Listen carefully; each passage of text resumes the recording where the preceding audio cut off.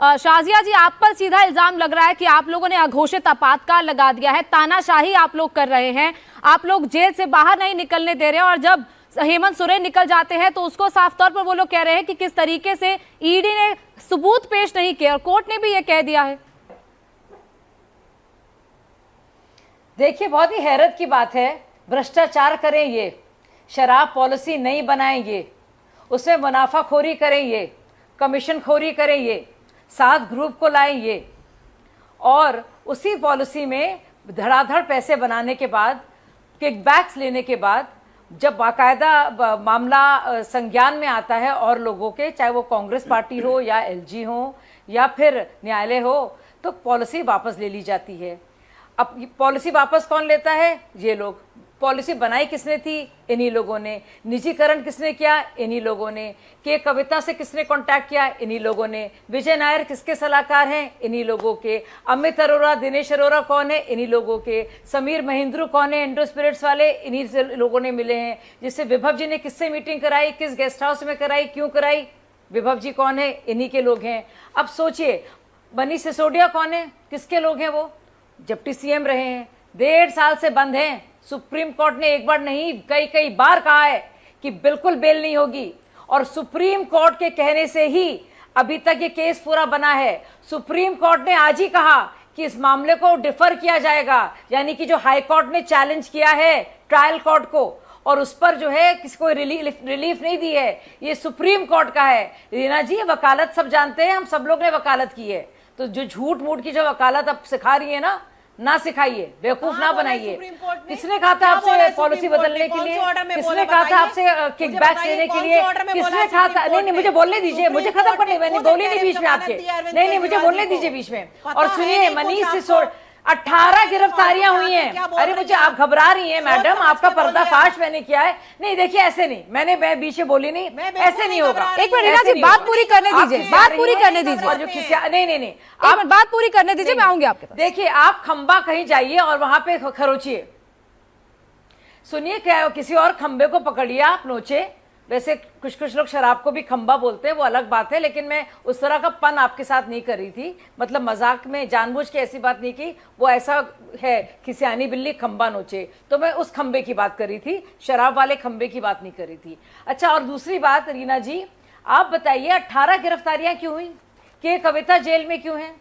अरविंद जी के PS jail में क्यों है? बुच्ची बाबू का रोल क्या था?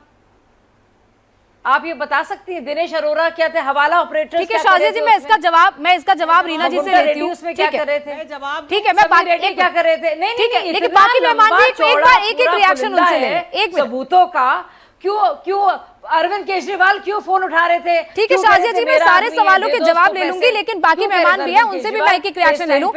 नीलम मिश्रा, क्योंकि हेमंत सोरेन को जमानत मिल गई है, हेमंत सोरेन बेल पर बाहर आ गए हैं, लेकिन अब आगे क्या नीलम जी, अब आगे क्या स्ट्रैटेजी है जेएमएम की? क्या हेमंत सोरेन फिर से मुख्यमंत्री बन जाएंगे? एक मिनट रीना जी, एक मिनट, सबसे एक रिएक्शन ले लो, फिर मैं आपके पास लौट रही हूँ।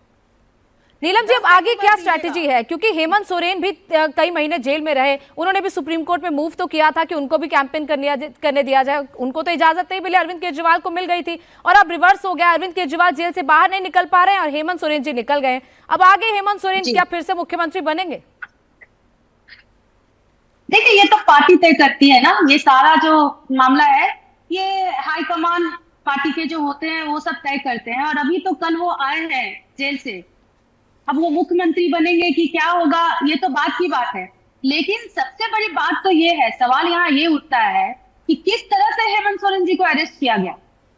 आज दुनिया के सामने ये आईना दिखाने का काम कर रहा है कि किस तरह से जो विपक्ष के लोग आए दिन जो आरोप लगाते थे, इसको आरोप बोला जाता था, लेकिन ये एक्चुअली आरोप नहीं है, ये सच है कि केंद्र की सरकार जो है वो सरकारी तंत्र को, एजेंसियों को किस प्रकार से गुलाम की तरह बना दिया गया है और किस प्रकार से अपने इशारे पे नचा रही है। एक निर्दोष मुख्यमंत्री को, सिटिंग मुख्यमंत्री को आपने एक आतंकवादी की तरह राजभवन से अरेस्ट किया है, पिछले दरवाजा से।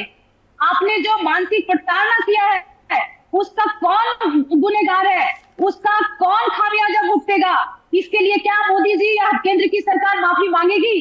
पहले एक बात बताइए, एक बेटा को जिस तरह से अरेस्ट किया गया, वृद्ध माता पिता के दिलो दिमाग पे किस तरह का स्थिति से वो लोग गुजरे हैं, किस तरह का मानसिक प्रताड़ना से वो लोग गुजरे हैं, इसका खामियाजा कौन भुगतेगा, इसका जवाब किसके पास है।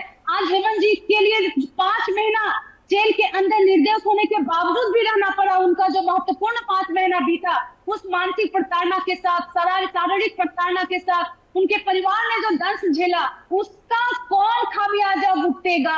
आज मैं ये सवाल पूछना चाहती हूँ केंद्र की सरकार से।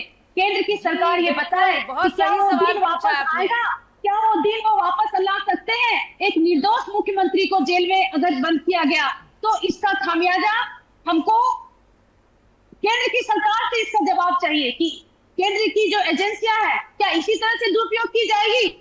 क्या हर राज्य में जहां विपक्ष के या फिर गैर भाजपा शासित राज्य है, क्या वहां पे इसी तरह से डिस्टर्ब किया जाएगा।